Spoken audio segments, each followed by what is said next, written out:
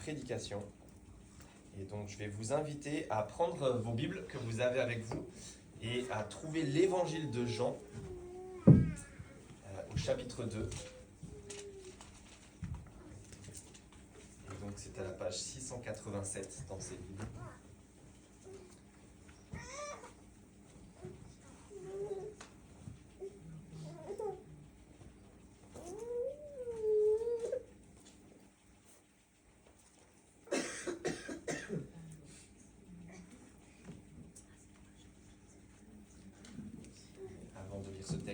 Je vais prier pour nous tous, et puis on va lire le texte en Jean 2 qui va nous occuper.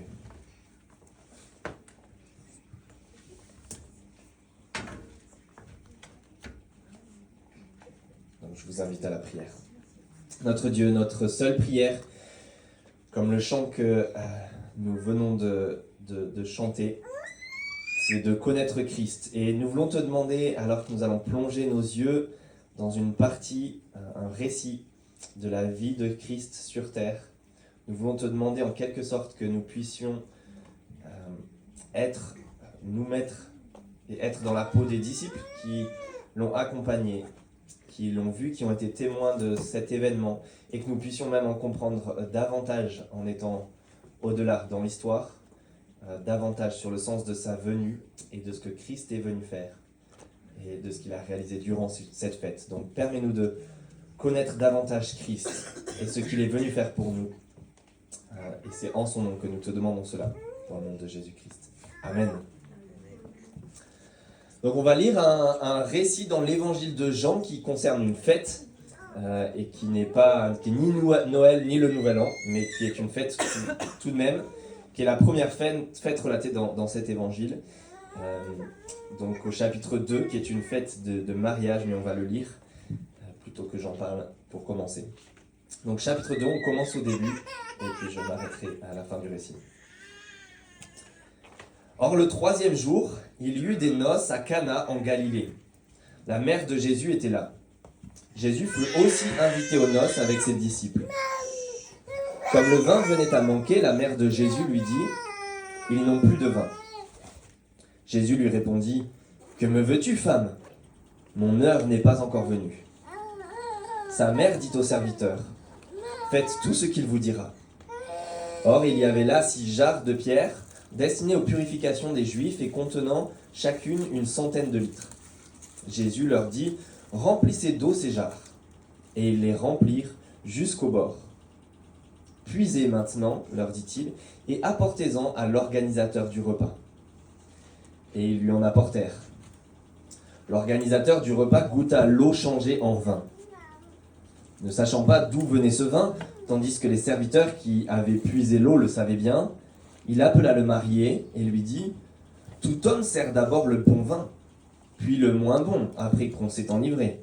Mais toi, tu as gardé le bon vin jusqu'à présent. » Tel fut, à Cana, en Galilée, le premier des signes miraculeux que fit Jésus. Il manifesta sa gloire, et ses disciples crurent en lui. Après cela, il descendit à Capernaum avec sa mère, ses frères et ses disciples, et ils n'y restèrent que peu de jours. On lit le récit jusque-là. Donc je ne vous l'ai pas souhaité, mais je peux vous le souhaiter maintenant, des bonnes fêtes, même s'il y en a une qui est passée. Et je ne sais pas si ce souhait, quand on vous souhaite des bonnes fêtes, si vous l'aimez. Ou si vous-même, vous utilisez beaucoup cette expression. Donc on a déjà passé une, l'autre est à venir. Déjà, on peut se poser la question, est-ce que chacun d'entre nous, chacun d'entre vous aime la fête, aime Noël, aime le Nouvel An, ces deux fêtes particulièrement, puisqu'on est entre ces deux fêtes, ces deux réveillons. Et je pense qu'on peut être, c'est peut-être plus, c'est un peu trop réducteur de mettre deux catégories de personnes, mais pour simplifier les choses, on peut être dans une des deux catégories. Je pense qu'il y a tous ceux qui sont amoureux de cette période, n'est-ce pas, de la fin d'année, de Noël, du Nouvel An qui vient, des fêtes. On peut être un amoureux de cette période, de sa magie. On a fait ça tout en décembre, et peut-être même qu'il y en a qui ont préparé Noël depuis novembre, voire octobre, voire septembre, voire l'été, j'en sais rien. On est fan de cette période. Et on en profite. soit on peut être un sceptique, un déçu, voire peut-être même un peu en colère dans cette période, et militant contre les fêtes. Pourquoi ? Parce que c'est une période qui pour beaucoup aussi ne tient pas ses promesses. Une période de fête où on est censé se réjouir, profiter de la famille, profiter de la joie, la paix. Et qu'est-ce qu'on a à la place ? Non seulement déjà une fête qui est plutôt commerciale, où on passe de l'argent, mais à la place de toutes ces promesses, qu'est-ce qu'on a ? On a la guerre, on a le sang, on a peut-être la galère aussi pour certains dans leur propre vie, et c'est peut-être votre cas dans nos propres vies. Et donc que veut dire cette période ? Des belles promesses, une grande période, mais c'est le rappel en fait plus exacerbé qu'on est seul, loin peut-être de notre famille, de crouler sous le travail, d'être déprimé, d'avoir une santé qui va mal, loin de proches, etc. Bref, on peut être dans l'un ou l'autre cas bien souvent, je pense. Mais ce qu'on a lu maintenant à propos de Jésus et à propos de la fête qu'on vient de voir et sur laquelle on va se pencher, c'est que qu'on soit dans un camp ou dans l'autre, Jésus, la venue de Jésus et cette fête en particulier, c'est une bonne nouvelle. La venue et l'œuvre de Jésus, c'est une bonne nouvelle, qu'on soit dans l'un ou dans l'autre cas, qu'on soit dans l'un ou l'autre camp, qu'on aime cette période des fêtes de Noël et Nouvel An ou qu'on la déteste ou qu'on ne l'aime pas. Pourquoi ? Parce que non seulement déjà, si on aime cette période, ce qu'on vient de lire, la venue de Jésus, c'est une fête, c'est la joie, on en profite et donc on se réjouit pour ceux qui aiment ça. Mais ce que ce texte nous révèle, c'est qu'aussi c'est une bonne nouvelle pour ceux qui détestent ça. Pourquoi ? Parce que c'est justement un moment où Jésus amène le bonheur et la fête pour ceux qui ne connaissent pas ce bonheur, pour ceux qui en manquent. C'est tout le sens de cette fête à laquelle on assiste et ce qu'on va voir. Et donc, Jésus amène la joie et cette fête pour nous tous, comme une bonne nouvelle. Parce que Jésus a débarqué dans un monde qui n'est pas si différent en fait que le nôtre. Il est bien différent à beaucoup d'égards, mais dans le fond, il n'est pas si différent que le nôtre aujourd'hui. Et donc, cette fête à laquelle Jésus assiste n'est pas si différent que nos fêtes non plus en 2024. On est dans un des 4 évangiles de la Bible, un des 4 récits de la vie, la mort et la résurrection de Jésus, écrit par Jean. Et dans l'évangile de Jean particulièrement, dans les autres aussi, mais dans Jean, c'est un peu structuré et ponctué par des fêtes successives, à Jérusalem, à d'autres endroits. Et c'est rythmé par cela. Alors, qu'est-ce qu'on peut apprendre ? Est-ce que déjà Jésus aimait les fêtes ? Très probablement. Il se retrouve pour la première fois dans cet évangile, dans une fête, et l'évangile est structuré autour des fêtes. Jésus sûrement aimait ça. Et on va regarder la première de ces fêtes, celle qu'on a lue, et sa venue, la venue de Jésus à cette fête, va nous en dire long sur la venue de Jésus sur terre tout court. Je vous invite à reprendre le début juste de ce texte. Vous avez vu les 2 premiers versets.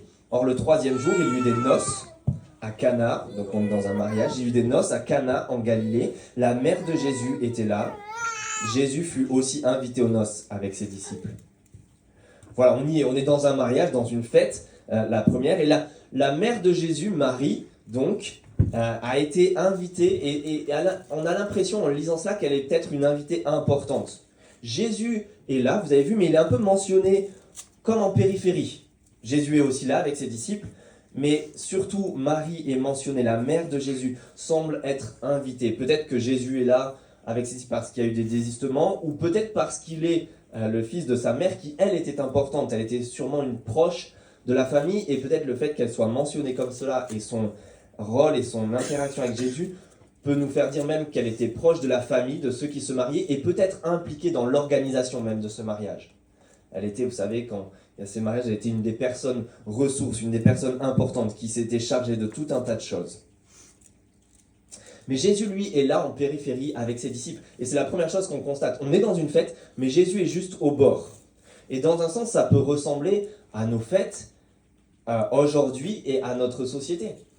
Oui, pourtant, Noël est basé sur la venue de Jésus-Christ dans le monde. Oui, le Nouvel An et même le calendrier est calqué sur la venue de Jésus-Christ. On a un héritage, des racines chrétiennes dans notre pays, dans notre société occidentale. Mais pourtant, Jésus est quand même en périphérie. C'est pas la crèche qu'on a tous dans nos salons, c'est un sapin. C'est pas avec Jésus qu'on se prend en photo dans les marchés de Noël ou dans les centres commerciaux, ou que les enfants sont pris en photo. Non, c'est avec le Père Noël. C'est Coca qui a volé la vedette, en quelque sorte, à la religion. Et parfois même dans la religion, c'est pas tant Jésus qui est des fois le plus important, mais Marie. Et vous avez peut-être suivi tous ces débats. Il y a même ces débats où on réfléchit à enlever les crèches des mairies, et ça fait des conflits et des problèmes. On parle des fêtes de bel hiver, hivernales, au lieu de citer le nom Noël. Jésus est relégué à la périphérie, bien souvent. Mais Jésus est quand même là. Noël est quand même là, dans un coin de nos têtes, dans la conscience collective. On ne l'oublie pas. Dans ce débat sur le fait d'enlever ou de laisser les crèches dans les mairies, pour la laïcité, vous avez peut-être suivi ça, une ville où le maire et la mairie ont insisté et gardent la crèche dans la mairie et sont prêts à payer l'amende plutôt que d'enlever la crèche dans la mairie. Et il y a eu un sondage où 98% des habitants voulaient que la crèche reste, quitte à payer l'amende avec leurs impôts. Et donc, oui, dans un sens, Jésus est en périphérie. Il n'est pas au centre de ces fêtes, mais il est quand même là, dans notre conscience collective. Et si vous êtes même là, c'est que vous avez envie d'en savoir plus sur ce Jésus. On ne l'a pas oublié. On ne l'a pas oublié et on veut en savoir plus sur sa venue et sur ce qu'il fait là. Et pourquoi ces fêtes avec Jésus au centre, pourquoi la venue de Jésus est si importante. Et c'est ce que va nous apprendre cette fête. Donc regardez le verset 3 et on va avoir l'occasion de savoir pourquoi il débarque dans notre monde, qu'est-ce que Jésus est venu faire, pourquoi c'est si important, pourquoi ça a pris tant de place dans notre monde. Et ça commence avec ce léger problème dans cette fête. Vous avez vu verset 3, comme le vin venait à manquer, la mère de Jésus lui dit, ils n'ont plus de vin. C'est la cata. On est à un mariage, on est à une fête et il n'y a plus de vin. En fait, c'était possible que la fête se déroulait sur plusieurs jours, mais là, c'était une honte pour le marié, particulièrement, qui était censé être celui qui fournissait le vin pour la fête. Marie est paniquée, peut-être qu'elle est dans l'organisation, mais c'est la fin, la fête est finie, ça tourne mal, ça va être triste, il n'y a plus de vin. Imaginez la fête, imaginez vos fêtes sans alcool, un mariage sans vin. C'est symbole de réjouissance. J'ai fait un petit passage à Toulouse, et pour la nuit du 31 au 1er, le métro continue, la société Tisséo a annoncé que le métro serait en continu durant toute la nuit. Tisséo va être le SAM de tous ses habitants, et c'était marqué « Profitez-en ». L'alcool, le vin est symbole de réjouissance. Alors ce n'est pas un encouragement là dans l'évangile à s'enivrer, à boire trop. Ce n'est pas ça, mais c'est juste de reconnaître que de façon universelle, le vin, l'alcool est synonyme de fête, de réjouissance. Mais dans ce cas-là, et pour ce mariage, et pour le marié, c'est aussi synonyme de réussite, d'argent. Je l'ai dit, c'était le marié qui était censé fournir le vin. Et donc c'était une manière pour lui de prouver qu'il avait réussi dans la vie, qu'il y ait assez de vin, que tout le monde puisse se réjouir, que tout le monde puisse faire la fête. Il n'a pas de soucis financiers, il est capable de fournir le vin, il est capable d'en avoir assez. Pensez au champagne qui est débouché lors des fêtes sportives, particulièrement peut-être la Formule 1 ou ce genre de fête où le vainqueur va prendre une bouteille de champagne et la gicler devant tout le monde. C'est comme tout un symbole. Ce qui est aussi cher, ce qui est tellement cher et gaspillé juste à être giclé sur tout le monde pour dire il y a tellement de réussite, tellement d'argent, l'argent peut-être coule tellement à flot qu'une bouteille de plus ou de moins, ça ne nous coûte pas grand-chose. On s'en moque. Et donc, le fait qu'il manque de vin, c'est la honte pour le marié. C'est comme s'il n'avait pas assez réussi, comme s'il n'y avait pas assez de prospérité, comme s'il était en galère. Et donc, bien souvent, on peut être dans la même situation qu'à cette fête dans notre société, ou même dans la même situation que le marié lors de cette fête, dans notre vie à nous en particulier, dans notre société. On manque peut-être de fêtes et de plaisir, de réjouissance. Pourquoi ? Parce que nos vies sont plus difficiles. Les fins de mois sont plus galères, le travail manque, la fatigue manque peut-être ne manque pas et est trop présente dans notre vie en particulier. Le souci des dettes, l'inflation, etc. On boucle mal nos fins de mois et on est dans la même situation que ce marié-là. Et donc on ne va pas tant se réjouir que ça à Noël. C'est un coût supplémentaire. Si on veut organiser des fêtes, si on veut inviter des gens, si on veut faire des cadeaux à la famille, etc. etc. Les mots de Marie résonnent peut-être dans nos vies à nous. Ils n'ont plus de vin. Et nous, on ne peut être dans la même situation. Et donc les mots de Marie sont une demande implicite à Jésus en réalité. Ils n'ont plus de vin, vient-elle dire à Jésus. C'est une manière de lui demander de faire quelque chose de manière implicite, sans le faire explicitement.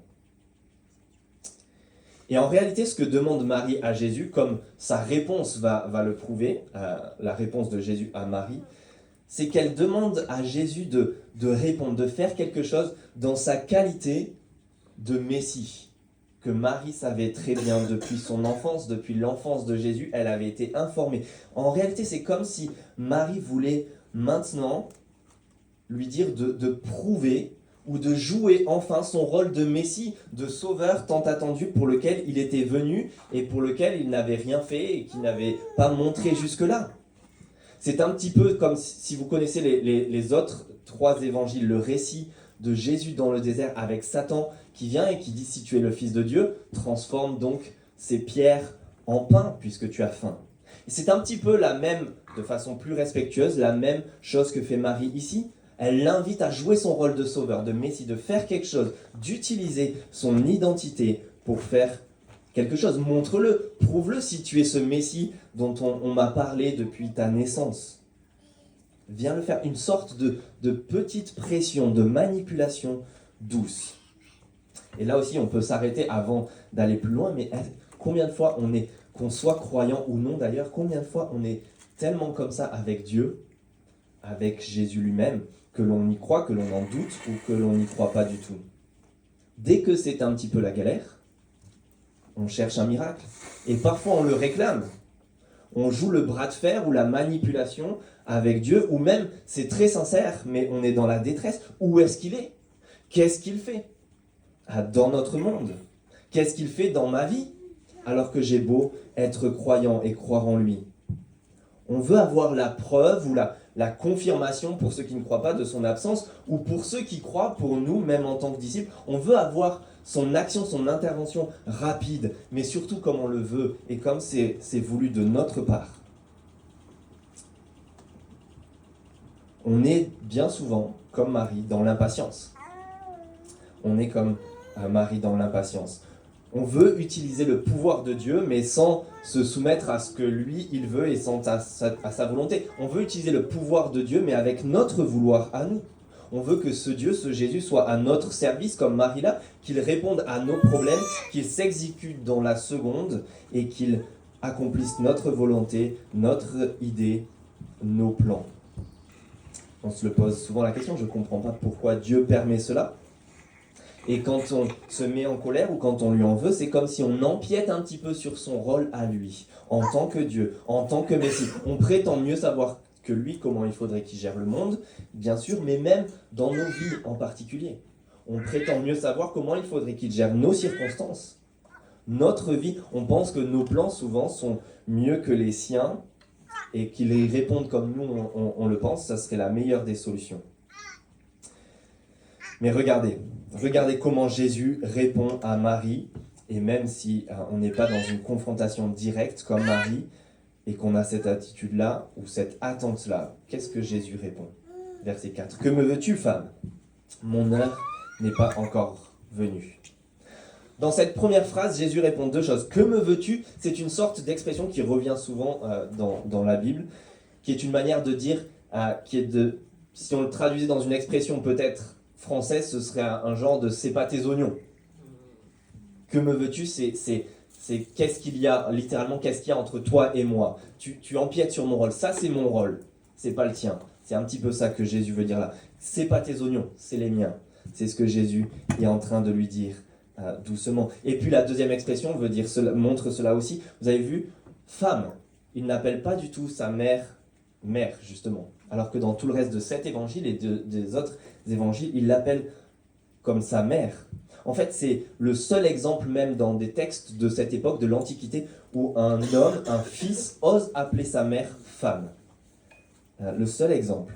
Et donc Jésus se place sur le terrain justement de son identité messianique, de son identité de sauveur, de son identité divine. Il met la casquette, presque comme elle le réclamait. Il met la casquette, il change de casquette. Il enlève la casquette de fils et met la casquette de Dieu le Fils, de son identité divine. Et il montre que là, il y a une séparation entre lui et sa mère. Il est maintenant dans son rôle de Messie, de Dieu. Elle n'est plus, en quelque sorte, dans ce rôle-là, sa mère. Lui est Dieu en personne, sur terre. Elle est une simple humaine. Et c'est ce que le signe qui suit va suggérer. Bien sûr, il lui dit tout cela respectueusement. Ça peut paraître abrupt, mais il le fait d'une manière respectueuse, mais très claire, pour signifier à Marie que c'est lui qui dirige les opérations. Que sur ce terrain-là, c'est lui qui sait et c'est lui qui gère. Laisse maman. Même s'il ne l'appelle pas comme ça. Laisse, enfin, je gère. Le héros, c'est lui. Et je ne sais pas si vous avez vu, le projecteur, petit à petit, dans cette histoire, se déplace du marié, qui est aux abonnés absents même dans ce texte, à Marie, qui était peut-être l'invité principal, Jésus était en périphérie, à d'un coup se braquer petit à petit sur Jésus. Il devient maintenant la personne principale du récit. Et d'ailleurs, dans tout ce récit, c'est le seul dont le prénom est mentionné. Ni Marie n'a son prénom mentionné, ni le marié, ni les mariés, ni les disciples. Jésus est le seul dont le nom est mentionné. Il est le héros dans ce texte. Il ne l'est pas dans cette fête. Normalement, c'était censé être le marié. Il ne pique pas la vedette. Mais selon Jean, qui nous raconte l'histoire de son point de vue, du point de vue des disciples et de nous, il doit être le héros. C'est lui qui est au centre de l'histoire. C'est lui le boss. Je ne sais pas si vous avez suivi les Jeux Olympiques. C'est un petit peu la même chose dans ce récit que ce qui s'est passé aux Jeux Olympiques lors d'un match de basket où le public français a commencé à crier Léon, Léon, Léon pour célébrer Léon Marchand qui avait fait fureur en natation jusque-là et qui était dans les tribunes. Et on l'a vu passer dans les caméras et donc le public a scandé son nom. Et LeBron James, qui était sur le terrain, sur le banc à ce moment-là, a cru qu'on scandait son nom à lui, LeBron. Et donc a fait un petit signe. Mais non, donc c'était très cocasse. Le héros était Léon Marchand, en tribune, qui n'était pas du tout au centre de ce moment-là. C'était un match de basket au centre du terrain. Et pourtant, ce Léon Marchand marchait tellement sur les JO que tout le monde scandait son nom. C'est la même chose qui se passe ici. On est dans un mariage, le marié et la mariée sont les héros. Mais non, mais ce Jésus, nous dit Jean, c'est lui qui marche sur l'eau, c'est lui qui marche sur toutes les circonstances de ce monde, c'est lui le héros qu'il nous faut voir. Et donc l'auteur braque le projecteur sur Jésus, et Jésus lui-même, vous l'avez vu, braque le projecteur sur son heure. Vous avez vu dans la réponse à sa mère, il attire notre attention vers cette heure ultérieure qui n'est pas encore arrivée. Que me veux-tu, femme? Mon heure n'est pas encore venue. Ce Dieu tient l'agenda, il tient le calendrier, il tient toute chose et pas nous. C'est lui qui sait l'heure, c'est lui qui tient le chrono. Et on va le voir. Alors j'aimerais vous poser une question. Si vous êtes fan de Noël, je pourrais faire un petit sondage, mais on n'est pas très nombreux, mais juste répondez-y pour vous. Je ne sais pas si vous êtes plus 24 au soir pour l'ouverture des cadeaux ou 25 au matin. Vous savez qu'il y a les deux traditions qui se battent en duel. Moi, 24 au soir, je vous l'avoue. Mais si je vous pose la question, c'est parce que Jésus n'est ni l'un ni l'autre. Vous avez vu, il attire notre attention sur son heure. Et cette heure n'est pas sa venue dans le monde, ce n'est pas l'heure de sa naissance, ce n'est pas le moment de sa venue, ce n'est pas le moment du calendrier pour sa naissance qu'on célèbre dans notre calendrier avec le Nouvel An. Oui, on chante le chant pour Noël Minuit chrétien, qui est juste magnifique, qui est mon préféré de Noël, bien sûr, parce qu'on célèbre la venue de Christ sur terre, de Jésus sur terre. C'est juste absolument merveilleux. Mais Jésus lui-même dit que s'il est venu, c'est pour une heure bien précise, qui est encore plus importante. Vous avez vu, il parle de son heure, cette heure-là. Et très rapidement, dans tout cet évangile, cette heure est au centre de tout cet évangile, de tout ce récit, petit à petit. En réalité, au chapitre 2, dans le texte qu'on a lu, Jean nous rapporte qu'on a vu jusque-là, si vous lisez le début de l'évangile jusque-là, on a vu la première semaine du ministère public, du rôle public de Jésus sur terre. Et lors de cette fête, on est au 7e jour. On a passé une semaine, on est sur le 7e jour de son rôle public. Et puis ensuite, dans tout le récit de Jean, dans toute la première moitié du récit, jusqu'au chapitre 12, on voit ces 3 ans ou 2 ans et demi du rôle public de Jésus se passer. Pendant 10 chapitres, la moitié de ce livre. Et puis au chapitre 12, on apprend qu'on rentre dans les 6 derniers jours, la dernière semaine de Jésus avant sa mort. Donc vous voyez, on fait dans ce livre, en fait, une moitié du livre, du récit, est consacrée à 2 ans et demi, 3 ans du rôle public de Jésus. Et puis ensuite, on se concentre sur la dernière semaine, dans la fin de ce livre. Et même un chapitre plus long, au chapitre 13, on apprend qu'on est le dernier repas, la veille, le réveillon de la mort de Jésus, le dernier soir de la vie de Jésus. Finalement, chapitre 17, on apprend, même aux 3/4 du livre, qu'on arrive à un moment crucial où Jésus s'écrie enfin « Père, l'heure est venue ». Il parle de cette heure. L'heure est venue. Son heure est arrivée. Et donc, si vous prenez tout l'évangile de Jean, on a une sorte de ralentissement narratif. C'est comme si dans un film, vous voyez tout en accéléré, les 2 ans et demi de Jésus en accéléré pendant toute la moitié. Et puis, à partir de la moitié de l'évangile de Jean, on ralentit. On passe en vitesse normale. On voit sa dernière semaine. Et puis même, on passe en mode ralenti, en ralentissement, jusqu'à arriver à 7 heures. Parce que Jésus parle de 7 heures comme le moment crucial. Il parle de 7 heures comme une heure de gloire et qui est associée à sa mort et à sa résurrection. Voilà pourquoi Jésus est venu. Pour l'heure où il va mourir et ressusciter par la suite. Ça, c'est son heure de gloire. C'est ce moment qu'on célèbre plutôt à Pâques. Alors, on pourrait réinventer le chant de la Marseillaise en transformant le jour de gloire avec l'heure de gloire et en parlant de Jésus, mais moi je ne vais pas me lancer là-dedans. Si vous avez envie, tentez de réécrire un chant et on verra si ça prend. Mais si vous voulez, Noël, la venue de Jésus, c'est comme le débarquement qu'il y a eu en Normandie lors de la guerre. C'est le moment où Dieu lui-même intervient et débarque dans notre monde. Et puis, Pâques, c'est le moment où il y a la victoire finale. C'est cette heure glorieuse où Jésus remporte une victoire lors de sa croix et sa résurrection par la suite. C'est le dénouement. Il y a le débarquement et il y a le dénouement, la victoire finale. Et donc on pourrait même réinventer aussi les calendriers de l'Avent. En quelque sorte, on n'arrive pas au moment de Noël, à la fin d'un calendrier de l'Avent, à la fin des chocolats. On devrait commencer un nouveau calendrier qui va de Noël jusqu'à Pâques. Et là, ce serait un sacré calendrier avec pas mal de chocolat. Mais un compte à rebours. À partir du moment de Noël, on célèbre la venue de Jésus sur terre. On devrait être dans un compte à rebours où on va célébrer le moment le plus important de sa venue. Le moment où on fête la croix et la résurrection de Jésus, sa mort et sa résurrection. Noël est plein d'espoir, c'est magnifique. Mais ça nous amène à cette heure de gloire où Jésus va remporter une victoire sur la croix. Mais est-ce que ça veut dire dans notre récit que Jésus ne fait rien pour autant jusque-là? Pas du tout, vous avez vu, il ne va pas s'arrêter là. Et sa mère, d'ailleurs, Marie, l'a bien compris, même si Jésus l'a remis en quelque sorte à sa place. Elle n'en doute pas qu'il ne va rien faire. Regardez verset 5, vous avez vu, elle dit au serviteur, faites tout ce qu'il vous dira. Et donc elle s'attend à ce qu'il y ait une suite. Donc Jésus va agir, il va faire quelque chose d'extraordinaire, un miracle, mais que Jean appelle un signe. C'est un miracle très connu que vous connaissez tous, le changement de l'eau en vin. Même lorsqu'on n'est pas chrétien, on entend parler de ça. Jésus a changé de l'eau en vin.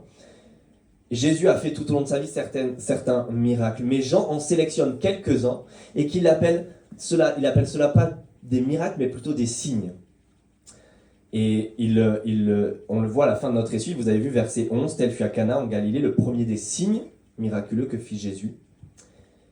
Et puis, il le fait, Jean nous le rapporte aussi à la fin de son évangile. Je vous le lis, à la toute fin, en conclusion de son évangile, au chapitre 20, voici ce qu'on lit. Jésus a accompli encore en présence de ses disciples beaucoup d'autres signes qui ne sont pas décrits dans ce livre. Mais ceux-ci ont été décrits afin que vous croyiez que Jésus est le Messie, le Fils de Dieu, et qu'en croyant vous ayez la vie en son nom. Donc Jean sélectionne des signes qui nous apprennent quelque chose à propos de Jésus, qui nous illustrent pas seulement sa puissance, mais qui nous apprennent quelque chose. C'est comme une guirlande lumineuse que vous avez installée soit chez vous, soit sur votre sapin de Noël à ce moment-là. C'est une guirlande qui illumine, qui met en valeur, mais pas la guirlande elle-même, c'est pas ça le plus important, ça met en valeur quelque chose d'autre, le sapin en l'occurrence. C'est ça que sont les signes sur Jésus. Ce sont des éléments qui ne sont pas importants pour eux-mêmes, mais qui sont importants pour comprendre la venue de Jésus et le sens de cette venue. Voilà le but de ces signes. Jésus dit à sa mère qu'il ne va pas jouer son rôle en tant que Messie, en tant que sauveur pour l'instant. Il le fera lorsque l'heure sera venue. Et pourtant, il livre un petit signe à ses disciples en particulier. C'est comme une fenêtre, c'est comme un teaser à l'avance, c'est comme un aperçu, une bande-annonce qui nous en dit plus sur ce qu'il va faire lors de son heure, justement. C'est une révélation à ses disciples de manière cachée, particulière, intime, une petite fenêtre ouverte. Et donc, 3 choses, je vous propose de voir rapidement sur ce signe que Jésus réalise pour apprendre 3 choses à propos de Jésus et de sa venue, pour comprendre ce qu'il veut nous dire et qu'il réalise lors de la croix et la résurrection. Regardez, pour comprendre ces 3 choses, il faut juste comprendre le contexte avec le verset 6. Vous avez vu, il y avait 6 jarres de pierre, 6 vases, énormes vases, destinés aux purifications des Juifs, et contenant chacune une centaine de litres. On a des vases qui sont destinés ici à une purification rituelle pour se laver. On est à une fête où il y a un protocole sanitaire très strict. C'est pire que le Covid qu'on a connu, ou la grippe, ou la gastro, etc.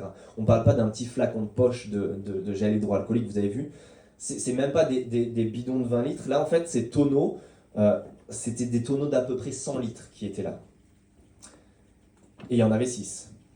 Ce protocole sanitaire, cette purification, on l'avait avec la loi de Dieu dans l'Ancien Testament, donnée à Moïse, pour en quelque sorte illustrer un virus qui est pire que notre virus de la gastro ou notre virus de la grippe, le virus qui s'appelle celui du péché dans la Bible, le virus de la saleté, de la corruption humaine qui a atteint toute l'humanité. Un virus qu'on ne voit pas à l'œil nu non plus, mais où on se rend bien compte, dont on se rend bien compte des effets de sa présence. Et donc ces vases étaient là, cette purification était là pour nous signifier cela. Face à un Dieu qui est pur, face à un Dieu qui est parfait, nous ne le sommes pas. Nous avons besoin d'une purification. On peut le lire dans l'ensemble de la Bible. Je vous en lis 2 extraits. En Ésaïe 64, le peuple s'exprime comme ceci. Ils disent « Toute notre justice, tous nos actes de justice sont comme un vêtement sale, taché de sang. » Pour dire que même leurs meilleurs actes sont en fait impurs face à Dieu. Et puis Dieu, le prophète Habakkuk, au chapitre 1, verset 13 d'Habakkuk, dit « Tes yeux sont trop purs pour voir le mal. » Oui, ces vases étaient là pour dire qu'on avait besoin de purification. Et cette purification touchait à toute la vie quotidienne. Lorsque vous alliez chez quelqu'un, lorsque vous alliez dans un repas de famille, lorsque vous alliez à une fête, il y avait toutes sortes de protocoles sanitaires, de gestes barrières, de rites de purification. Alors, quel est ce signe que fait Jésus? Venons-en au fait, dans les versets 7 à 9 maintenant. Regardez les versets 7 à 9, je vais les lire. Jésus leur dit « Remplissez d'eau ces jarres » et ils les remplirent jusqu'au bord. « Puisez maintenant, leur dit-il, et apportez-en à l'organisateur du repas. » Ils lui en apportèrent. Et l'organisateur du repas goûta l'eau changée en vin. Cette fameuse transformation de l'eau en vin, on y est. Souvenez-vous, c'est comme un panneau indicateur sur qui est Jésus, sur ce qu'il fait. C'est comme la guirlande sur le sapin. Et qu'est-ce que ça nous apprend? 3 choses qu'on va voir. Une révélation sur sa personne, sur la personne de Jésus. La purification que Jésus amène par sa croix. Et puis l'abondance de la joie. Tout d'abord, une révélation de sa personne. Si vous avez remarqué, Jésus ne fait rien dans notre récit. Il n'agite même pas de baguette magique, il ne met même pas la main au-dessus de l'eau pour la transformer en vin, comme on pourrait la voir dans un film qui voudrait relater ce récit. Si vous avez vu Bruce Tout-Puissant, par exemple, on aurait toutes sortes de signes où Jésus essaie de faire quelque chose de puissant. Il n'y a rien du tout de tout cela. Jésus parle simplement. Il parle simplement, il est dans une conversation. C'était déjà spécifié d'ailleurs au verset 5, vous avez vu, la mère avait dit quoi au serviteur? Faites tout ce qu'il vous dira. Jésus parle, ordonne en quelque sorte, et les serviteurs lui obéissent. C'est un peu comme ce matin, j'avais dit, puisqu'on est entre 2 fêtes et qu'on n'est pas nombreux, j'avais dit pour installer tout ce qu'il faut installer, faites tout ce que Robin vous dira.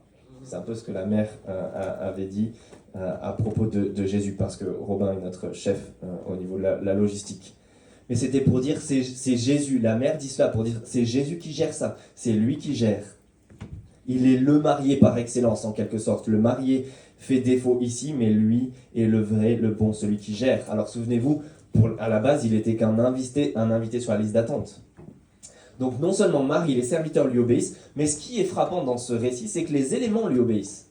Jésus parle simplement et l'eau devient du vin. Il crée en parlant simplement.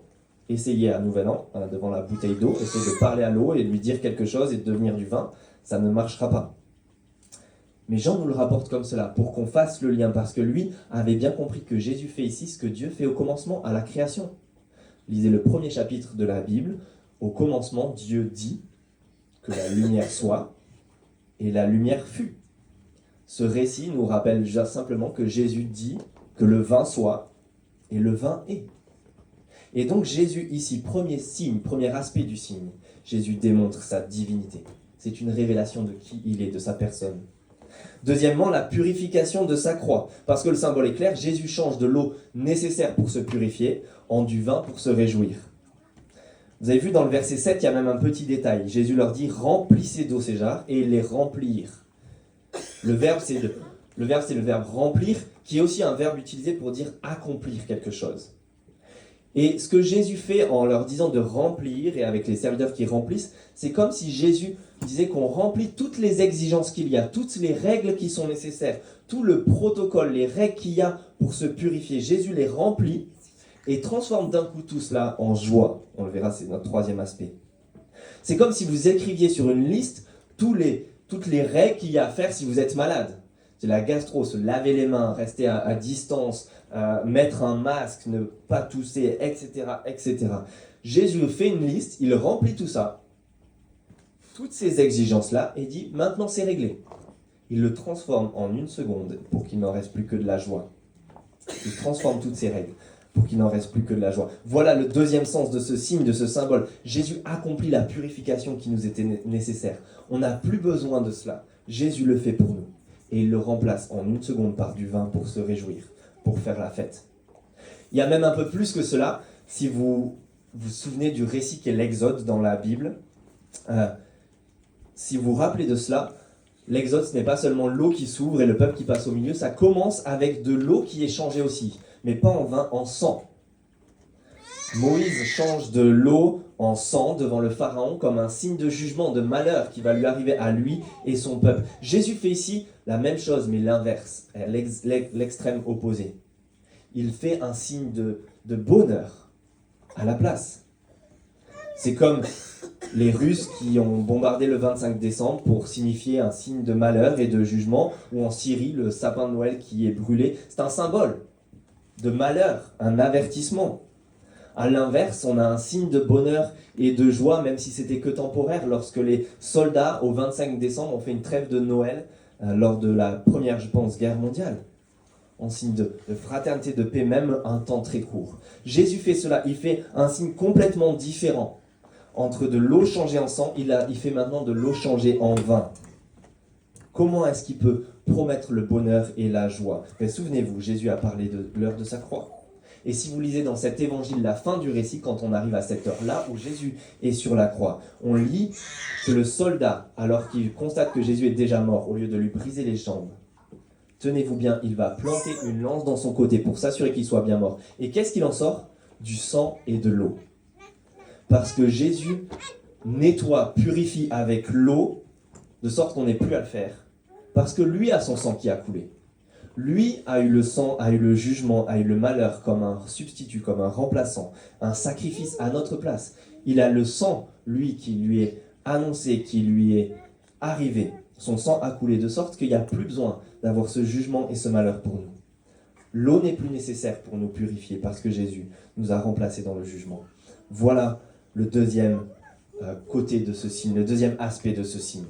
Ce qui veut dire qu'on peut déjà, d'ores et déjà maintenant, grâce à Jésus, si on est un de ses disciples, avoir une conscience lavée. J'imagine que vous connaissez peut-être ça dans votre vie, où il y a des choses qui pèsent, où on est dans l'attente horrible et interminable du malheur qui va nous tomber dessus, où on a l'impression que au coin de la rue, ou le lendemain, ou la semaine prochaine, c'est sûr qu'il va nous arriver quelque chose, parce que ça fait bien longtemps qu'il ne nous est pas tombé un problème et un malheur sur le coin du museau.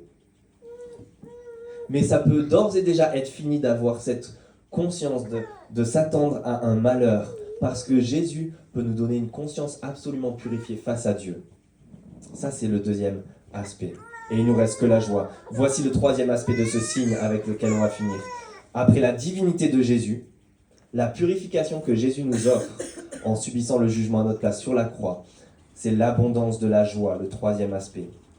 Vous avez remarqué que non seulement Jésus dit aux gens de remplir les jarres jusqu'en haut, 600 litres quand même, ce n'est pas rien, mais deuxième ordre, il leur ordonne d'aller puiser. Alors le verbe puiser suggère de puiser à un puits. Il se peut que ce soit de puiser dans les jarres pour en tirer du vin qui est transformé en de l'eau. Mais c'est plutôt l'idée là du verbe, c'est l'idée de puiser dans quelque chose qui va se renouveler et ne pas s'arrêter, comme vous puisez dans un puits, et il y a en abondance.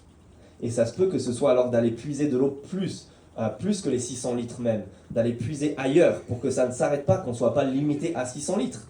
600 litres, ça ne suffit pas, en quelque sorte. Allez carrément puiser pour que ça ne s'arrête pas, dit Jésus.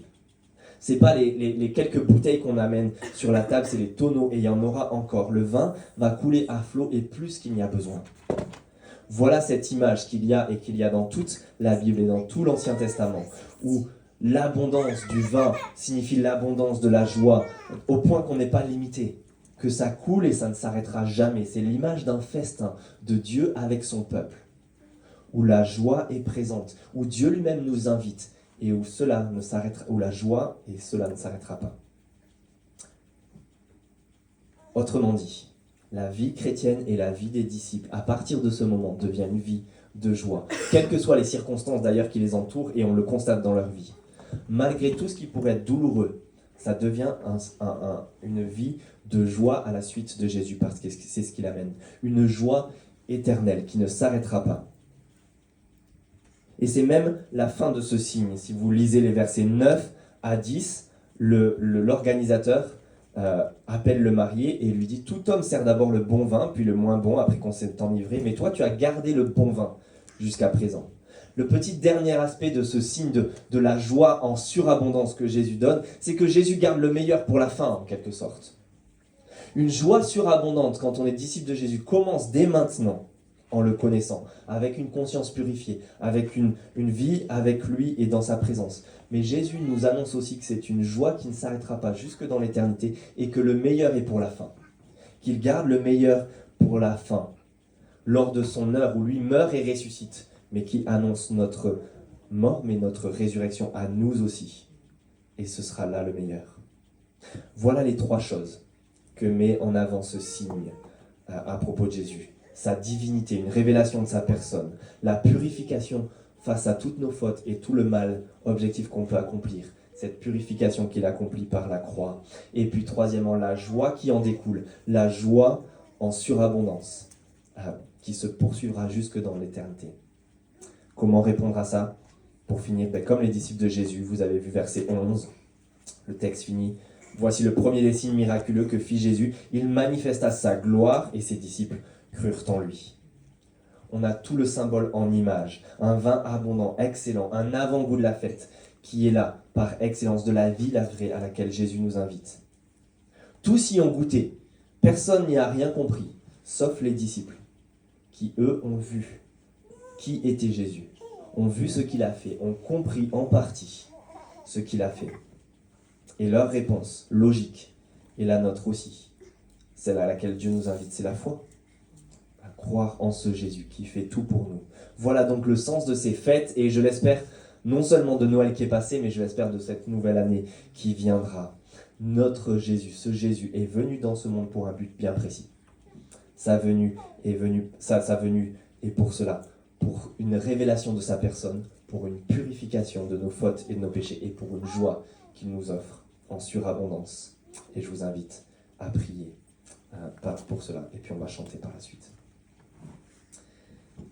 Notre Dieu, nous te remercions pour la venue de Jésus-Christ dans notre monde, mais bien plus que cela, pour ce qu'il a accompli en son heure, à l'heure de sa gloire sur la croix, et avec la résurrection qui s'en est suivie. On te loue de ce qu'il soit venu pour nous révéler qui il était, pour ce Dieu incarné, ce Dieu venu sur terre, qu'il parle et la chose arrive. On te loue pour la purification qu'il rend possible, loin de nos vains efforts, comme on l'a chanté tout à l'heure, loin de nos efforts pour respecter les règles, pour nous rendre meilleurs.